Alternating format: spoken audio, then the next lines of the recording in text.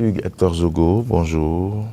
Bonjour Morey Arnaud Agua, bonjour aux téléspectateurs, bonjour également aux auditeurs de Diaspora FM et à tous ces nombreux internautes qui nous suivent à travers nos différentes plateformes.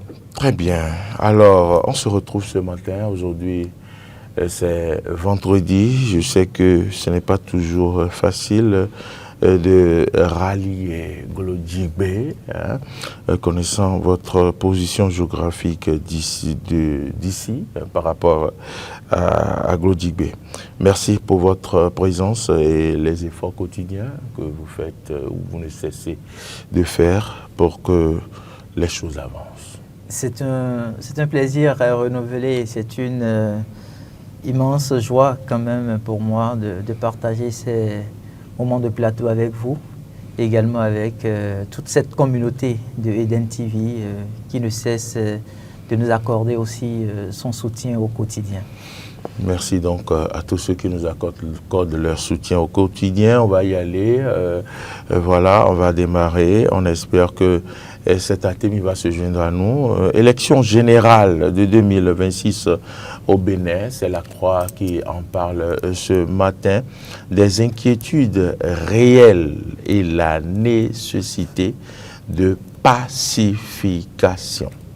La nécessité de pacification, écrit ce matin la Croix. Lorsqu'on sait que la conférence épiscopale du Bénin fait des efforts à l'approche de toutes les élections pour inciter donc à la paix, Hugues Hector Zogo, dans ces conditions, que pouvons-nous dire, puisque dans les colonnes du quotidien, de l'hebdomadaire La Croix, je ne sais pas si vous l'avez remarqué, le quotidien à l'intérieur écrit « Bousculade autour de Ouadagni » et affiche des photos des personnalités autour de Ouadagni. Et donc le quotidien affiche à l'intérieur, bien sûr, de l'hebdomadaire, j'allais dire La Croix, la photo de M. Ouadagni. Et autour de lui affiche des photos. Je reconnais, par exemple, sur ces photos, sur ces images, vous pouvez le voir, Hugues Hector Zogo, je reconnais l'honorable Naoum, je reconnais autour de lui Monsieur Ousmane Batoko, ancien président, je reconnais Maître Adrien Humbéji, et je reconnais également l'honorable Claudine Prudencio, et puis je vois d'autres visages, et le quotidien écrit « Les soutiens hétéroclites sur fond d'opportunisme ne tiennent pas longtemps ». C'est assez fort. L'analyse qui a été faite, c'est assez fort. J'ai parcouru un peu. Pourtant, parmi ces visages, oui, il y a des gens de vieille date, depuis 2016, oui, qui sont des soutiens indéfectibles du gouvernement en place, comme l'honorable Prudencio, que je vois ici, oui, comme Maître Adrien Humbéji, oui, même si, voilà, pourtant, oui, les analyses à l'intérieur du quotidien, voilà ce que fiche l'hebdomadaire, ouais, plutôt. Alors, quand vous parcourez un peu c'est un dossier qui a été réalisé. Un dossier. Oui, c'est un dossier qui a été réalisé par l'hebdomadaire La Croix, donc le journal catholique du Bénin. Et quand vous regardez, quand vous lisez un peu, il y a des analyses sur lesquelles je suis entièrement d'accord. Il y a aussi d'autres éléments avec lesquels je ne me retrouve pas du tout au regard de ce qui a été partagé. En un premier temps, oui, il y a des soutiens hétéroclites. Il y a effectivement des soutiens hétéroclites. Quand vous regardez par exemple le député Souguinou Michel, qui appartenait à la classe de l'opposition. D'ailleurs, je pense que sa photo est là. Exactement. Sa photo également est là quelque part, oui. Et du jour au lendemain, se retrouve en difficulté avec son parti politique, les démocrates, essaye de vouloir imposer, je vais dire, sa stratégie politique qui n'a pas pu être acceptée peut-être par ses anciens alliés politiques, et plus tard se retrouve au niveau donc, de la mouvance présidentielle, positionné sur la liste du bloc républicain. Et là, vous vous dites, il n'y a pas de raison à ce que, effectivement, on ne parle de soutien hétéroclite. Parce que ce n'est pas des personnes qui ont accompagné, par exemple, la gouvernance du président Patrice Talon, que ce soit en 2016 ou en 2021. Alors, quand vous laissez Soguinou, prenez le président Ousmane Batoko, ancien président de la Cour suprême. Depuis la Révolution 1972, où on a pu parler dans notre pays du marxiste-léninisme, il s'est retrouvé à travailler avec tous les régimes présidentiels. Alors, pratiquement il y a un an, quand vous suivez un peu les déclarations qu'il a eu à faire sur le mode de gouvernance du président actuel, vous dites qu'il y a le torchon à la limite qui brûle entre les deux personnalités. Il faudrait qu'on rappelle qu'il a sauté sur l'opportunité des propos tenus à l'Assemblée nationale par un député qui disait « Monsieur le Président, Monsieur le Président, Monsieur le Président ».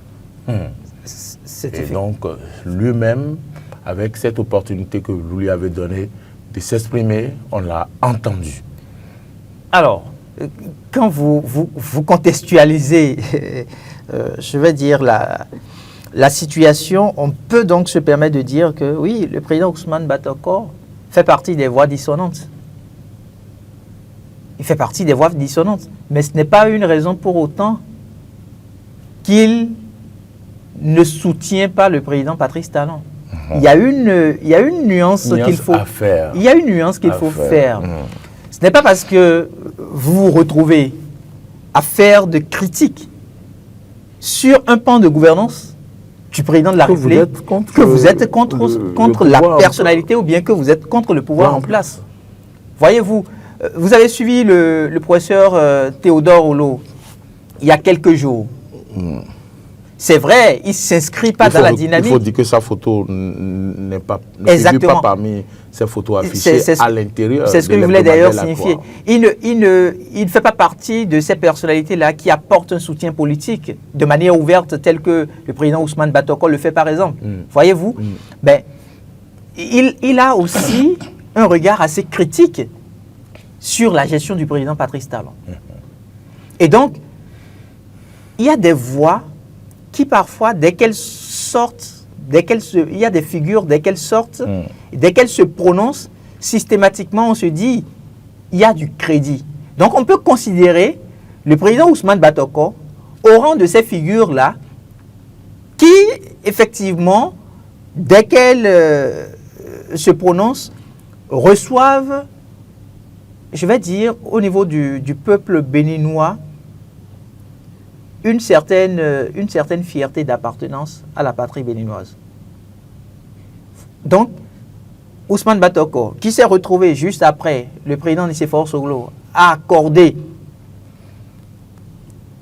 je vais dire, son choix au ministre d'État Romuald Wadani. On a eu le président Nicéphore Dieudonné Soglo, il est d'ailleurs la première personnalité, premier président à l'ère du renouveau démocratique qui affiche clairement son soutien au ministre d'État Romuald Wadani. On a les partis politiques travaillant donc au niveau de la mouvance présidentielle, ces partis politiques qui étaient au départ au nombre de 4, mais qui à la date d'aujourd'hui se retrouvent au nombre de 3, parce qu'il y a Mme Claudine Afiavi-Prudencio, présidente de l'ancien parti politique Renaissance nationale, qui a fusionné avec l'Union progressiste. Est-ce que vous vous êtes demandé pourquoi la photo de l'honorable Prudencio figure parmi ces photos-là Bien évidemment. Bien évidemment parce que... Le journal l'explique par le fait que son parti, l'ancien parti, Exactement. IDBN, avait tenté une fusion avec le Bloc républicain, ça n'a pas marché. Oui.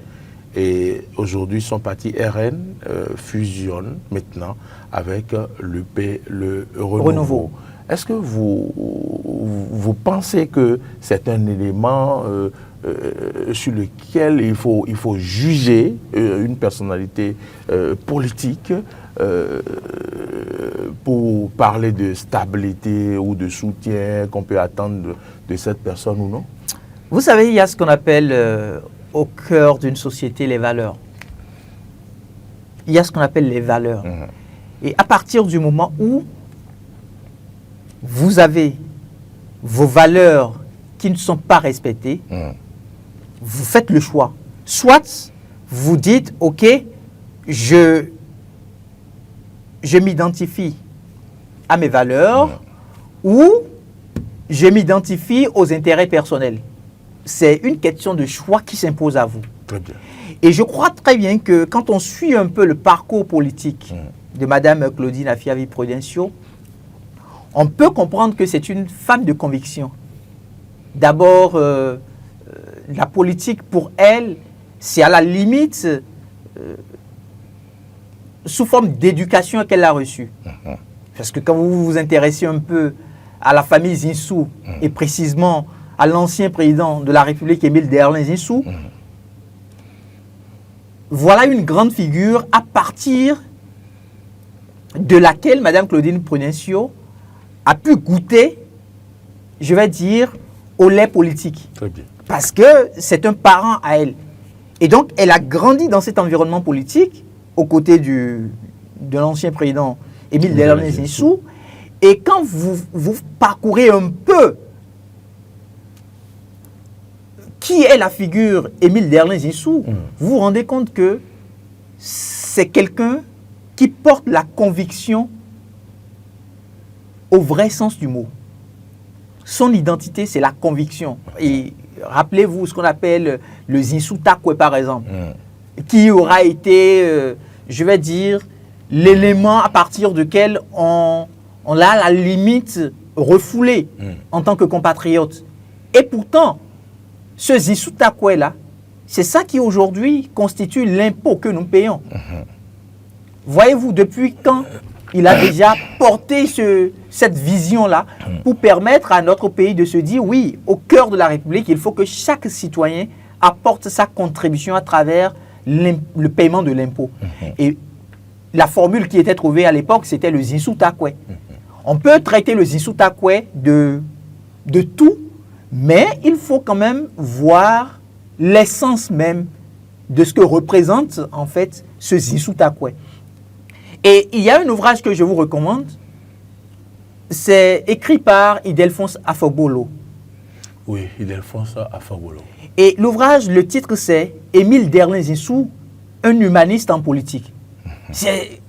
C'est inconcevable. Comment est-ce qu'on peut retrouver, comment on peut être en train de parler d'un politique et au même moment parler d'un humaniste? À la limite, ça sort de l'entendement.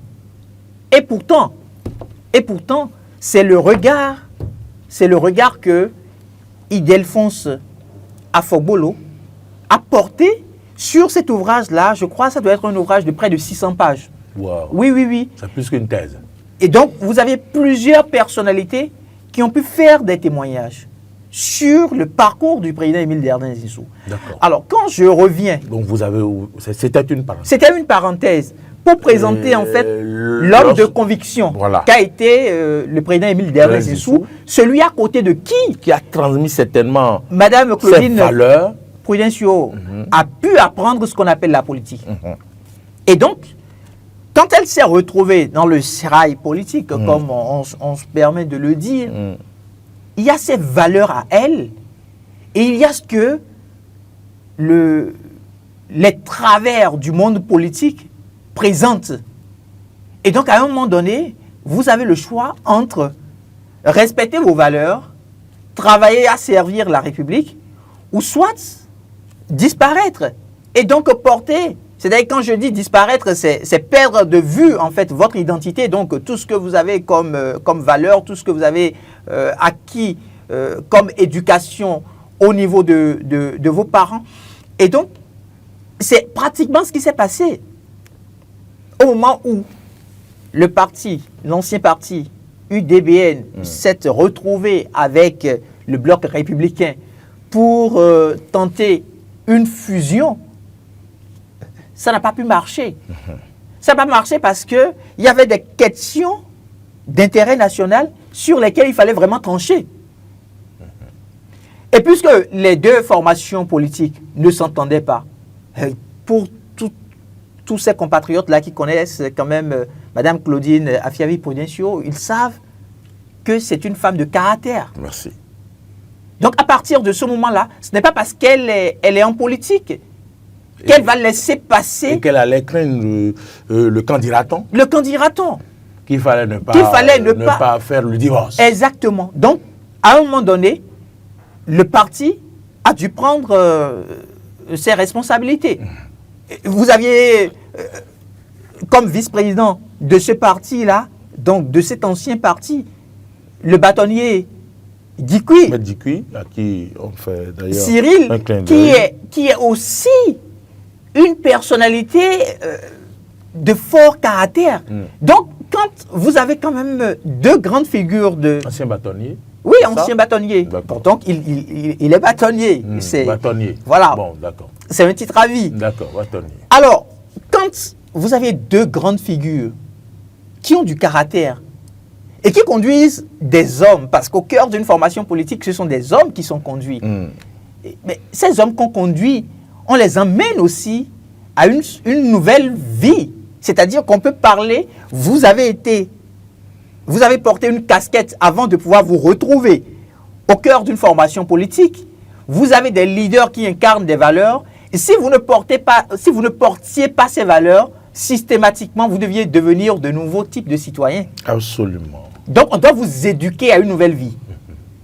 Voyez-vous? Mais ceux qui doivent vous éduquer à une nouvelle vie, s'ils vont vers une formation politique, s'ils veulent travailler à servir la République, et qu'on se rend compte que les questions de couloir politique qui font ressortir un certain nombre d'intrigues doivent primer sur les valeurs républicaines, autant rebrousser chemin. Et donc, c'est ce qui a pu se passer.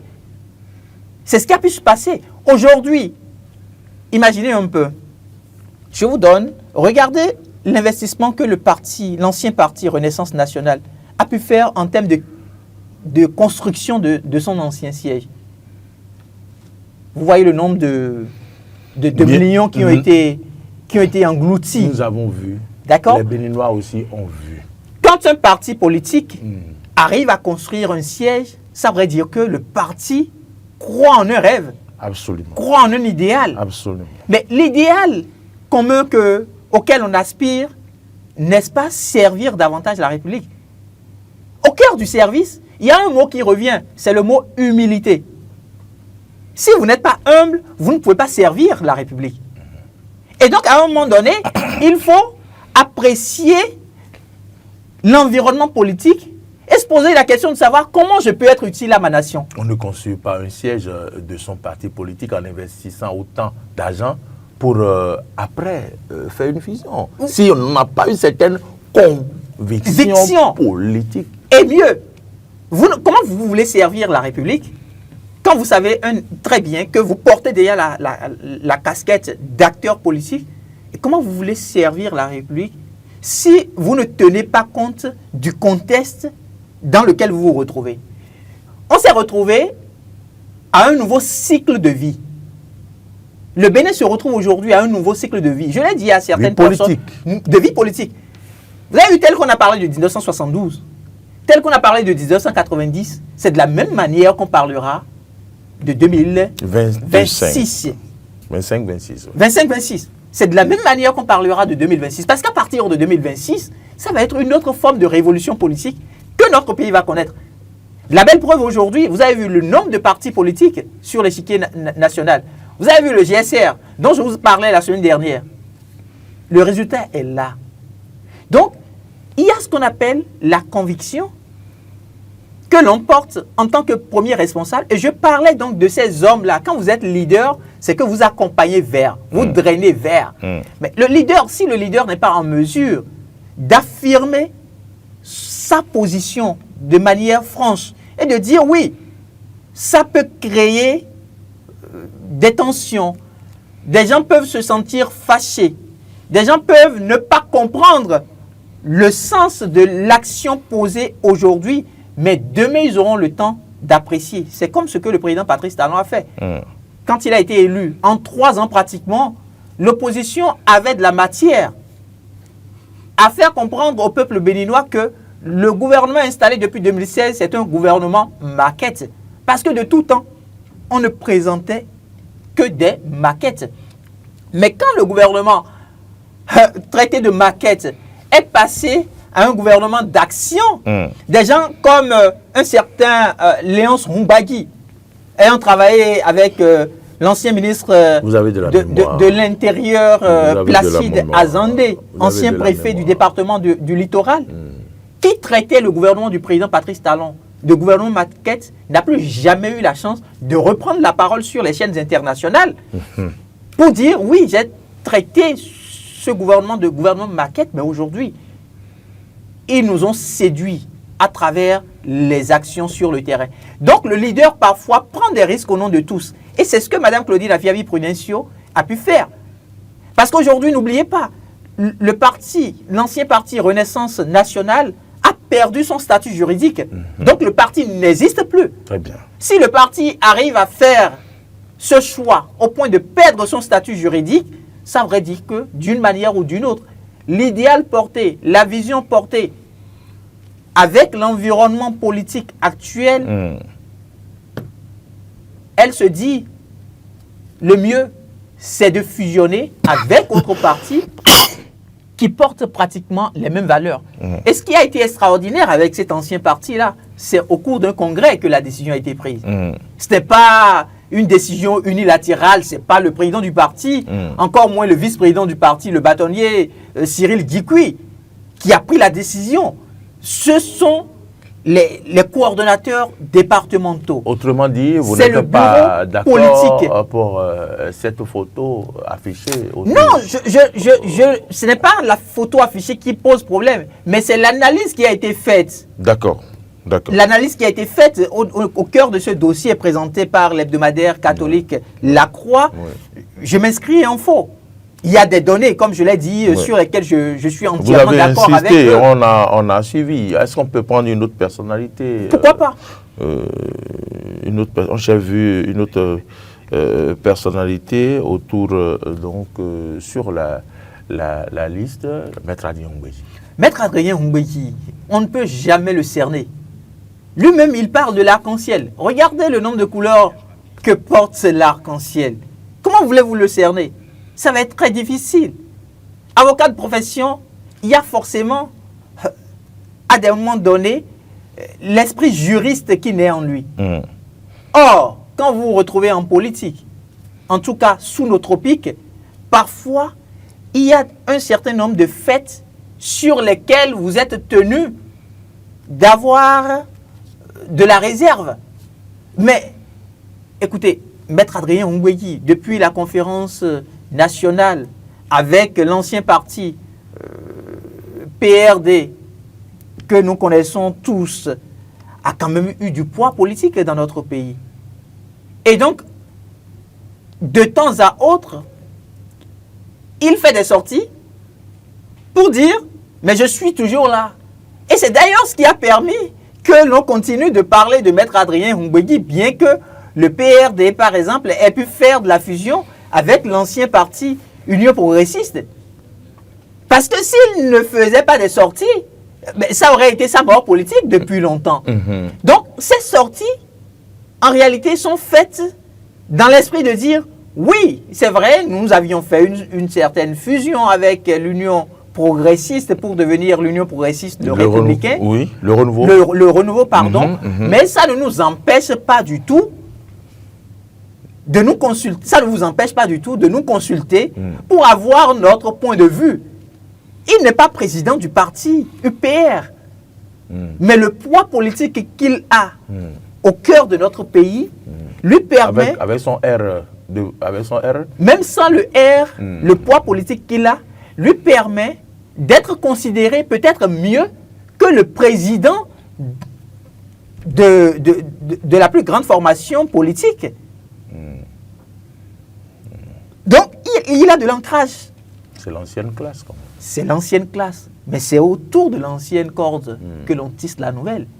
Et donc, le Bénin aujourd'hui ne peut pas, de toutes les manières, ne peut pas se développer sans un certain nombre de barons politiques, dont Maître Adrien Umbéyi. Le quotidien. Vous avez vu quand il n'avait pas fait. Le quotidien La Croix les qualifie de briscards, vieux briscards. Évidemment.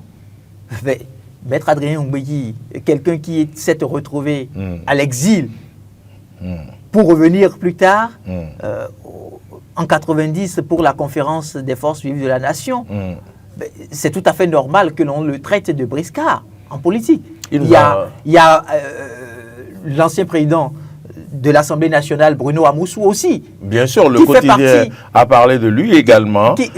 Mais également, ils ont parlé de Basile Arrossi, l'honorable Basile Arrossi, que vous avez vu aux premières heures assumer sa position. Je suis très heureux qu'ils aient parlé, au niveau de cet article-là, ou de ce dossier-là, qu'ils aient parlé de l'honorable Basile Arrossi. Et pourquoi? Tel que je vous parlais tout à l'heure, des valeurs que porte Mme Claudine Afiavi-Prudencio, c'est de la même manière qu'on peut se permettre de dire que l'honorable Basile Arrossi n'a pas apporté son soutien au ministre d'État, Romuald Wadayi, parce qu'il est dans des questions politiques.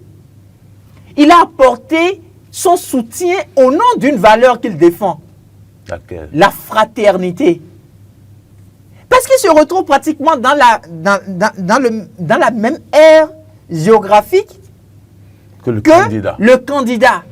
Et mieux, paix à son âme, le père au ministre d'État Romuald Wadayi s'est retrouvé à travailler depuis plusieurs années, quand il était sur cette terre, avec l'honorable Basile Arrossi.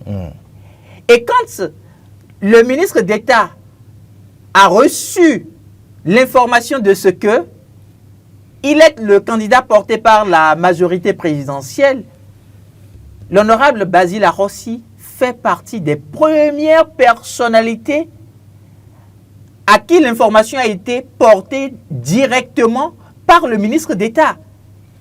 Et donc, à la limite, c'est comme un père pour lui. Alors, comment se fait-il que, pour des questions politiques, mon père ne puisse pas bénir, en fait, le choix qui a été fait par la majorité présidentielle?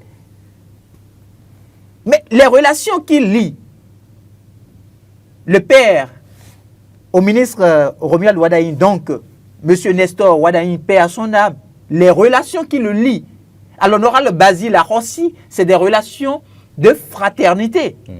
Et quand on parle de fraternité, c'est au vrai sens du mot. Ce n'est pas des personnes qui vous sourient, qui vous montrent juste leurs dents, mais en réalité vivent autre chose. Ils sont effectivement des frères. Et donc, le ministre d'État ne pouvait pas avoir meilleure bénédiction au niveau du Grand Mono, c'est-à-dire du département du Mono et du Koufo, si ce n'est pas la bénédiction de l'honorable Basile Arrossi. Et mieux, pour que vous puissiez comprendre que ce monsieur, c'est un grand homme, qu'est-ce qu'il a dû faire? Oui, je me retrouve appartenir à une formation politique. Je déclare au peuple béninois que j'accorde mon suffrage. Bon suffrage ou bon soutien? Mon suffrage, le soutien, c'est un suffrage. D'accord. Et quand il dit clairement à la face du monde qu'il accorde son soutien au ministre d'État, ça voudrait dire indirectement que les personnes qui travaillaient avec lui sont invitées à accorder aussi leur soutien au ministre d'État. Mais puisqu'il était d'une autre formation politique, et il détenait ce qu'on appelle le parrainage. Or, sans ce parrainage-là, il pourrait mettre en difficulté le parti Les Démocrates de pouvoir se rendre aux élections. Qu'est-ce qu'il a pu faire? Il est allé déposer son parrainage au parti Les Démocrates. Donc, il a posé un acte de justice.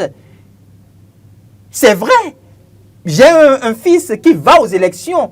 il n'était pas du même courant politique que moi, mais au regard des relations qui le lient, des relations d'ordre filial qui le lient à moi, je ne peux pas m'opposer à sa candidature. Par contre, ce que j'ai pu obtenir au nom de ma formation politique, pour que je n'empêche pas ma formation politique de se rendre aux élections présidentielles, je viens le déposer. Ça, c'est l'éthique. Voilà des valeurs qui nous manquent en politique. Donc, c'est pour dire que, quoi qu'on dise sous nos tropiques, il y a effectivement ces personnes-là qui vont en politique juste pour des questions d'intérêt, mais il y en a aussi qui y vont ou qui y sont pour des questions de conviction, pour des questions de valeur. Et donc, parfois, ce qui fait que nous n'en parlons pas bien souvent, c'est qu'on trouve que la norme, l'injustice, les contre-valeurs sont devenues la norme sociétale. Et donc, quand quelqu'un se retrouve dans la conviction, quand quelqu'un porte des valeurs, on n'y croit pratiquement plus. Parce qu'on a été tellement habitué déjà aux contre-valeurs qu'on se dit, bon, est-ce qu'il est sincère? Alors qu'en réalité, la politique, ce n'est pas autre chose. C'est servir la nation. Comment voulez-vous servir si vous voulez tricher?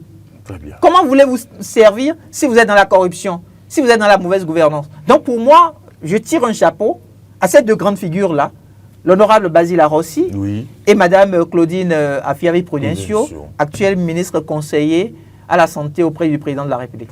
Alors, je me retourne vers vous, cette Atemi. Bonjour. Bonjour.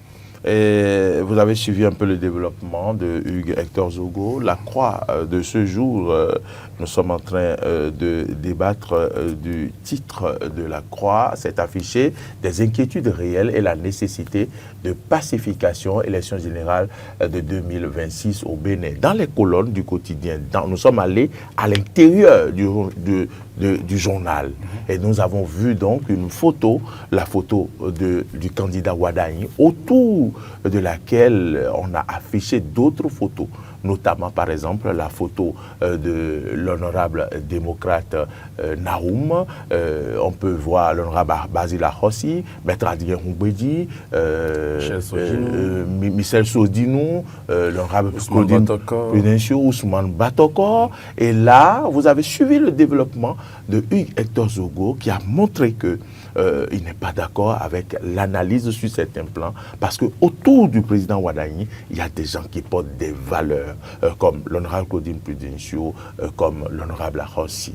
Lorsque nous parlons pour finir de l'honorable Naoum, par exemple, Constant Naoum, qui a démissionné du Parti Les Démocrates, je retiens certains de ses propos. Il dit qu'il est fatigué de chanter tout le temps libérer les prisonniers politiques, de chanter tout le temps d'autres propos et tout, et que voilà, ça fait partie des éléments pour lesquels il a décidé d'aller à la mouvance. Lorsque le quotidien le place parmi ces personnes-là, qu'on parle de soutien hétéroclite et autres opportunistes et tout, qu'est-ce que vous en dites?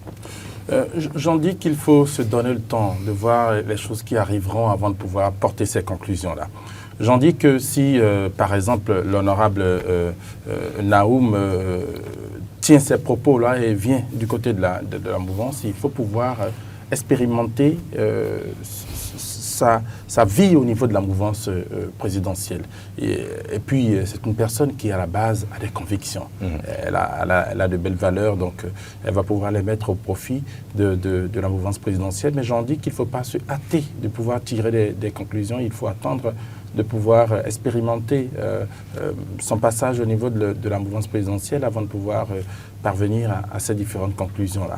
Parce qu'il faut attendre de pouvoir voir une personne à l'action avant de pouvoir en parler. Hugues, tout à l'heure, faisait un rappel dans le passé. Il disait que pendant les 3 premières années du pouvoir en place actuellement, tout le monde, la plupart des personnes pensaient que c'était un pouvoir qui était là seulement pour montrer des maquettes, des photos, pour vendre du rêve. Mais une fois que pour distribuer des gadgets. Exactement. Mais une fois que le programme d'action a été mis en place, il a commencé par être suivi, tout le monde s'est calmé. Donc il faut attendre de pouvoir voir les gens à l'action avant de tirer des conclusions. Sinon, on tirait des conclusions qui sont un peu trop hâtives. Et j'en parle, je parle également de toutes ces personnes-là qui ont quitté le parti Les Démocrates et qui sont aujourd'hui se retrouvent dans les partis de la mouvance présidentielle. Oui. Il faut attendre de pouvoir voir ces personnes-là en action d'abord, avant de pouvoir tirer ces conclusions-là. Et puis, il faut avoir une certaine conviction, il faut avoir une certaine valeur, il faut avoir une certaine lecture politique avant de pouvoir quitter un parti pour rejoindre un autre. Parce que quand vous quittez un parti pour rejoindre un autre, c'est un peu comme si vous êtes un singe, je fais une allégorie, que vous avez une branche en main. Quand vous lâchez cette branche, c'est que vous avez la conviction que vous en avez une autre que vous tenez déjà. Mais le singe ne lâche pas une branche sans tenir une autre. C'est exactement ce que je dis. Donc quand vous lâchez la branche qui est dans votre main, c'est que vous avez la conviction qu'il y en a une autre que vous tenez déjà avec votre seconde main. Donc quand vous parvenez à cette seconde branche-là, on y reste et on fait ce qu'on doit faire. Donc tirer des conclusions actives. Mais parfois le singe saute de branche en branche aussi. Bien sûr, avant même qu'un singe ne fasse un saut, il a la conviction que ce saut-là le portera vers une autre branche ou vers un autre arbre. Parfois, il rate son saut. Parfois, oui, on se retrouve par terre, mais je ne pense pas que ce soit, dans ce cas de figure-là, que ce soit un saut pour lequel on a raté la branche. Non, ils n'ont pas du tout raté la branche. La preuve, c'est que quand vous regardez les listes par rapport aux législatives, les listes qui ont été présentées, ils se trouvent être bien positionnés. La plupart d'entre eux se trouvent être bien positionnés. Et je ne vais pas m'ériger en devin, mais quelque chose me dit qu'ils finiront à l'Assemblée nationale. Ah oui. Et c'est là que dans les débats parlementaires, c'est là que dans l'action parlementaire, on pourra tirer la conclusion qui est déjà en train d'être tirée. Mais pour l'instant, patience, attendons de voir les différents hommes à l'œuvre et c'est sur la base de leurs actions qu'on pourra tirer les conclusions et faire les jugements. Hugues Hector Zogo, il a fallu qu'on aille dans les colonnes de l'hebdomadaire La Croix pour donc déchiffrer un peu plus le titre qui peut-être ne traduit pas exactement évidemment ce qui est à l'intérieur de ce dossier. Évidemment, je trouve également que le titre, pour ma part, n'est pas pour autant en rapport avec ce qui a été écrit dans le dossier. C'est un dossier. Oui, c'est un dossier. Il est grand. En fait, évidemment, c'est un dossier qui est abordé. C'est très subtil. C'est très subtil. Et puis, vous savez, ils ont fait de la communication politique. Ils ont fait de la communication politique. Parce que le titre est très vendeur. Et ça leur marche très bien parce qu'on se retrouve dans un contexte où ce qui prime aujourd'hui, c'est comment préserver la paix au Bénin. Et vous savez, l'Église s'est toujours inscrite dans une démarche pacifique. Le combat de l'Église pour la paix, ce n'est pas juste à la veille des élections. L'Église est au quotidien en train donc d'éduquer les fidèles aux valeurs de paix, à l'amour, à la vérité, à la justice. Et donc... Au partage. Au partage, pourquoi pas. Et donc... C'est ça que j'aime. Voilà. La solidarité. Et donc, quand ils sortent un titre du genre pour un dossier, à la limite, tout le monde applaudit, on se dit, bon, ok, allons voir ce que l'Église catholique nous réserve comme recommandation par rapport à la démarche de paix. Et vous y venez, vous suivez les recommandations bel et bien, mais vous vous rendez compte qu'en réalité, pour qu'on puisse avoir cette paix-là, ça dépendra des soutiens actuels qui sont en train d'être accordés au ministre d'État, Romuald Wadaï, à l'élection présidentielle, qui est candidat à l'élection présidentielle. Donc ils ont fait une... Franchement. C'est un travail exceptionnel. C'est un travail exceptionnel. La réflexion va se poursuivre. C'est sûr que peut-être vendredi prochain, au regard des analyses qu'on a pu faire, tout ça, ils vont nous sortir un autre dossier. Certainement. Qui sait? Je le sais. Voilà. Et je salue au passage le directeur de publication de l'hebdomadaire La Croix. C'est Atemi. Merci pour votre passage au plateau. Hugues Hector Zogo. C'est un plaisir. Merci. Il est